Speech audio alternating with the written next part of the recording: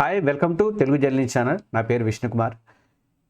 ఎన్నికల వ్యవస్థ అవినీతిమయం అయిపోయింది, విచ్ఛిన్నం అయిపోయింది అని చెప్పి ప్లస్ అధికార పార్టీ బీజేపీకి ఈసీ వత్తాసు పలుకుతోందని చెప్పి కాంగ్రెస్ ఎంపీ తర్వాత లోక్సభలో ప్రతిపక్ష నేత కాంగ్రెస్ అగ్రనేత అయినటువంటి రాహుల్ గాంధీ నెలల తరబడిగా పోరాటం అయితే చేస్తూనే ఉన్నారు.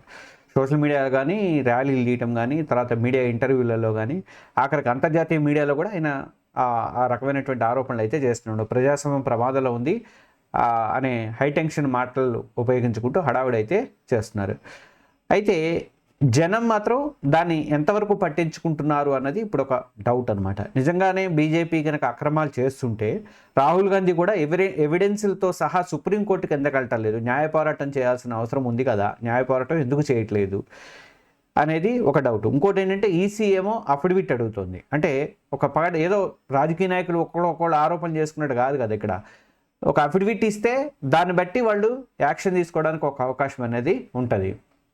అలా తప్పు జరిగినట్టు బలంగా నమ్మితే రాహుల్ గాంధీ అఫిడవిట్ ఇవ్వచ్చు, లేకపోతే సుప్రీంకోర్టులో కేసు వేయొచ్చు. వాళ్ళు ఆయన దగ్గర ప్రూఫ్స్ కొన్ని ఇచ్చాడు కదా, ఆ ప్రూఫ్స్తో సహా తీసుకెళ్ళి వాటిని వేయడానికి అవకాశం ఉంది.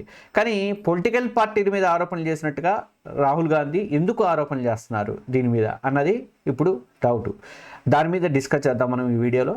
ఎవరైనా మన తెలుగు జర్నలిస్ట్ ఛానల్ ఇంకా సబ్స్క్రైబ్ చేసుకోకపోతే ఒకసారి సబ్స్క్రైబ్ బటన్ కొట్టనే కిందనే ఉంటుంది. అలాగే బెల్ ఐకాన్ కూడా ప్రెస్ చేస్తే మేము పెట్టేటువంటి వీడియోలకు మీకు నోటిఫికేషన్ అనేది వస్తుంది. ఇక వీడియోలోకి వెళ్దాం. ఎన్నికల్లో అక్రమాలు జరుగుతున్నాయని చెప్పేసి కాంగ్రెస్ అగ్రనేత రాహుల్ గాంధీ కేంద్ర ఎన్నికల కమిషన్ మీద గత కొన్ని నెలలుగా ఆరోపణలు చేస్తున్నారు, పోరాటం చేస్తున్నారు. ఈ ఆరోపణలన్నీ ఖండిస్తోంది ఈసీ. కానీ ఒకటే అడుగుతుంది, మీ ఆరోపణలు నిజమైతే నాకు అఫిడవిట్ ఇవ్వండి, మీరు డిక్లేర్ చేసి అఫిడవిట్ ఇవ్వండి అంటే అది మాత్రం ఈయన ఇవ్వట్లేదు. అంతేకాదు నిజంగా ఈసీ తప్పు చేస్తుంది అనుకున్నప్పుడు, ఆరోపణలు నిజమే అనుకున్నప్పుడు చట్టబద్ధంగా పోరాటానికి కూడా ఛాన్స్ అనేది ఉంది. కానీ రాహుల్ గాంధీ ఎందుకు కోర్టులు ఆదేశించట్లేదు అనేది ఇప్పుడు అన్ని చోట్ల వినిపించేటువంటి ప్రశ్న. కేంద్ర ఎన్నికల సంఘం స్వయంగా సవాల్ చేసింది.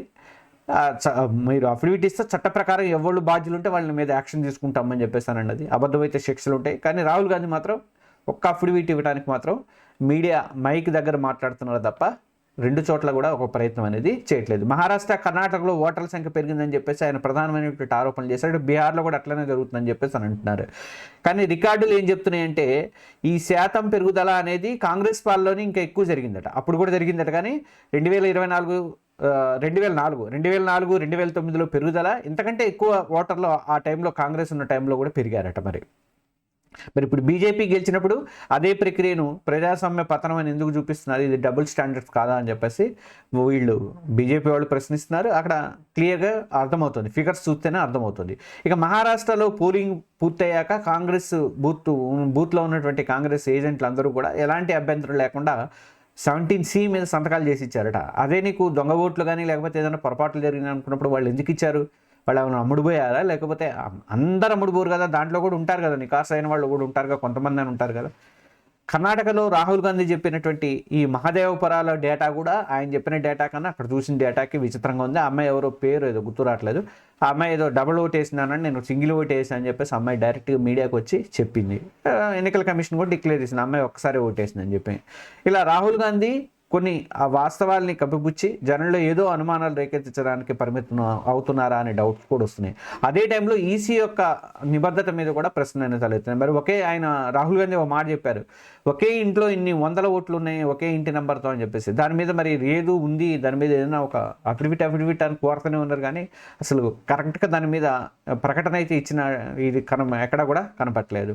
కానీ రాహుల్ గాంధీ మాత్రం heads I win, tails you lose అని ఆ విధానాన్ని అవలంబిస్తుందని చెప్పేసి కొందరు విమర్శకులు అయితే అంటున్నారు. అంటే గెలిస్తే వ్యవస్థ గొప్పది, ఓడిపోతే వ్యవస్థలో అవినీతి ఉంది అన్నట్లుగా ప్రవర్తిస్తున్నానని చెప్పేసి అని అంటున్నారు.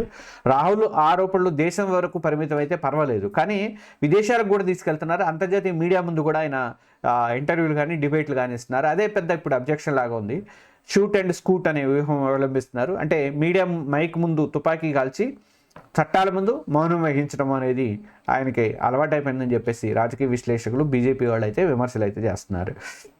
ఇక ఎన్నికల ఫలితాలను సవాల్ చేసేందుకు చట్టబద్ధమైనటువంటి మార్గాలు ఉన్నప్పుడు పిటిషన్లు, అఫిడవిట్లు, విచారణలు ఇవన్నీ ఉండగా, ఈ ఆప్షన్స్ అన్నీ ఉండగా ఆయన వాటిని ఎందుకు వాడుకోవట్లేదు? కేవలం ఎక్కడ పడితే అక్కడ హ్యాష్ ట్యాగుల మీదే ఆధారపడ్డారా? ఆధారాలతో గెలవాలి, ప్రజాస్వామ్యం రక్షించాలంటే నినాదాలతో కాదు అని చెప్పేసి అంటున్నారు. న్యాయస్థానంలో పోరాటమే రాహుల్ గాంధీకి నిజమైనటువంటి మార్గము అని చెప్పేసి రాజకీయ విశ్లేషకులు అయితే చెప్తున్నారు. కానీ రాహుల్ గాంధీ మాత్రం తన వాదనను చట్టపరమైన స్థాయికి తీసుకెళ్లకుండా కేవలం పొలిటికల్ వేదికల మీద మాత్రమే వేదిక మీద మాత్రమే కొనసాగిస్తూ ఉండటం అనేది చాలా విచిత్రంగా అనిపిస్తుంది. ఆయనకి మరి కోర్టుకు వెళ్ళడానికి ధైర్యం ఏమైనా చాలట్లేదా, లేకపోతే ఆ ఎవిడెన్స్ సరిపోదని అనుకుంటున్నారా అనేది చూడాలి. మరి రాహుల్ గాంధీ ఆరోపణల మీద మీ ఒపీనియన్ ఏంటి? ఆయన కరెక్టే చెప్తున్నారా, లేకపోతే ఈసీ తప్పు చేస్తుందా, లేకపోతే బీజేపీ కుమ్మక్కయిందా, బీజేపీ అండ్ ఈసీ కలిపి కుమ్మక్కయ్యారా అన్నది మీరేమనుకుంటున్నారని మీ ఒపీనియన్ ద్వారా తెలియజేయండి. అలాగే మన తెలుగు జర్నలిస్ట్ ఛానల్ ఇంకెవరైనా సబ్స్క్రైబ్ చేసుకోకపోతే ఒక సబ్స్క్రైబ్ బటన్ కొట్టండి, కింద ఉంటుంది సబ్స్క్రైబ్, ప్లస్ అక్కడనే బెల్ ఐకాన్ కూడా ఉంటుంది. అలాగే ఈ వీడియో లైక్ చేయడం మాత్రం మర్చిపోవద్దు. Thank you.